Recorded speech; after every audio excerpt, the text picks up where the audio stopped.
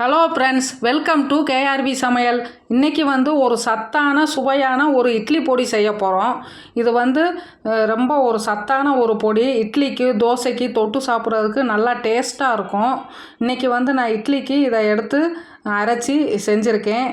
இது நல்லா சுவையாக இருக்கும். ஹாஸ்டலில் இருக்கிறவங்களுக்கு இந்த மாதிரி செஞ்சு கொடுக்கலாம். அப்புறம் பேச்சுலர்ஸும் செஞ்சு வச்சுக்கலாம். அது எப்படி செய்யலான்ட்டு பார்க்கலாம். கருப்பு உளுந்து 200 கிராம் படிக்கு 1 கப் எடுத்திருக்கேன். அதை ஒரு கடாயில் போட்டு நல்லா வறுத்துக்கிறணும். சிவக்க வறுபடணும். தோலெல்லாம் நல்லா உறிஞ்சி வரணும். அந்த அளவுக்கு கலர் மாறணும். இது முதலையே நல்லா அலசி காய வச்சுக்கிறணும். இந்த தோல் உளுந்தில் நிறைய சத்துக்கள் இருக்குது. இந்த மாதிரி நிறம் செவந்து வரணும். இப்போ வறுபட்டுருச்சு. இதை எடுத்து ஆற வச்சுக்கிடுவோம். அடுத்து அதே கப்பில் அரை கப் அளவு கடலைப்பருப்பு எடுத்திருக்கேன். அதையும் போட்டுக்கிடுவோம். போட்டுவிட்டு இதுவும் நல்லா செவந்த நிறம் வர வரைக்கும் நல்லா வறுக்கணும். அப்போ தான் பச்சை வாசனை இல்லாமல் இருக்கும். பொடி நீண்ட நாள் கெடாமலும் இருக்கும். இப்போ இதுவும் நல்லா செவக்க வறுபட்டுருச்சு. இதையும் எடுத்து தட்டில் போட்டு ஆற வச்சுக்கிடுவோம். இந்த மாதிரி கலர் மாறணும். இப்போ இதை ஆற வச்சுட்டு அடுத்து சீரகம் ஒரு அரை ஸ்பூன், மிளகு ஒரு அரை ஸ்பூன் போட்டுக்கிடுவோம். போட்டுவிட்டு அதையும் நல்லா லைட்டாக வறுத்துக்கிறணும். இதில் ரொம்ப வறுத்துடக்கூடாது. நல்லா அந்த மணம் வர வரைக்கும் வறுத்தா போதும்.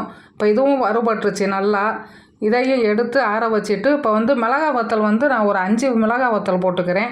அதோட தேவையான அளவு கல்லுப்பையும் போட்டுக்கிடுவோம். கல்லுப்பு போடும்போது இந்த மிளகாய் வத்தல் நெடி வராமல் இருக்கும். உப்பில் இருக்கிற ஈரப்பதமும் போயிடும். அதனால் சேர்ந்தே போட்டு வறுத்துக்கிடலாம். இப்போ அதுவும் நல்லா அந்த வத்தல் கலர் மாறாமல் வறுபடணும். வறுபட்டுருச்சு. அதையும் எடுத்து ஆற வச்சுக்கிடுவோம். இப்போ கருவேப்பிலை ஒரு கைப்பிடி அளவு எடுத்து நிழல்லையே நல்லா அலசி காய வச்சுருக்கேன்.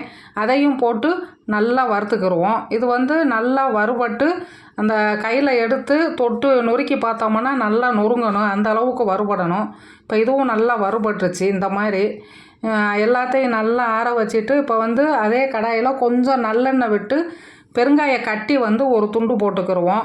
அந்த துண்டை போட்டுட்டு நல்லா அப்படியே மாற்றி போட்டு நல்லா இந்த மாதிரி பொரியிற அளவுக்கு நல்லா வறுபடணும். இந்த மாதிரி வறுபட்டு அதில் போடும். கட்டி பெருங்காயம் போடும்போது நம்மளுக்கு டேஸ்ட்டு நல்லாயிருக்கும் இட்லி பொடி. இப்போ எதுவும் வறுபட்டுருச்சு. எடுத்து எல்லாமே நல்லா ஆற வச்சாச்சு. ஆற வச்சுட்டு இதை மிக்சி ஜாரில் போட்டுட்டு இப்போ நம்ம அந்த இட்லி பொடி பதத்துக்கு அரைச்சிட்டு வந்துடுவோம். ரொம்பவும் நைஸாக அரைக்கக்கூடாது இட்லி பொடிக்கு. கொஞ்சம் கொரகொரப்பாக இருக்கணும் குருணை பதத்துக்கு. இப்போ அரைச்சி எடுத்துகிட்டு வந்தாச்சு. இதை ஒரு தட்டில் போட்டு நம்ம ஆற வச்சுக்கிடுவோம். நல்லா ஆறின பிறகு தான் நம்ம ஸ்டோர் பண்ணி வைக்கணும். அப்படியே எடுத்து வச்சோம்னா கெட்டு போயிடும் பொடி. இப்போ பொடி நல்லா ஆறட்டும். இதுக்கு நான் இப்போ இட்லிக்கு இதை போட்டு எண்ணெய் ஊற்றி இன்றைக்கி கரைச்சி காட்டுறேன். இதே மாதிரி இட்லிக்கு தோசைக்கு நம்ம போட்டு சாப்பிட்டோம்னா அருமையாக இருக்கும். டேஸ்ட்டு சத்தான ஒரு பொடி. இதை நீங்களும் ட்ரை பண்ணுங்கள். தேங்க்யூ ஃபார் வாட்சிங்.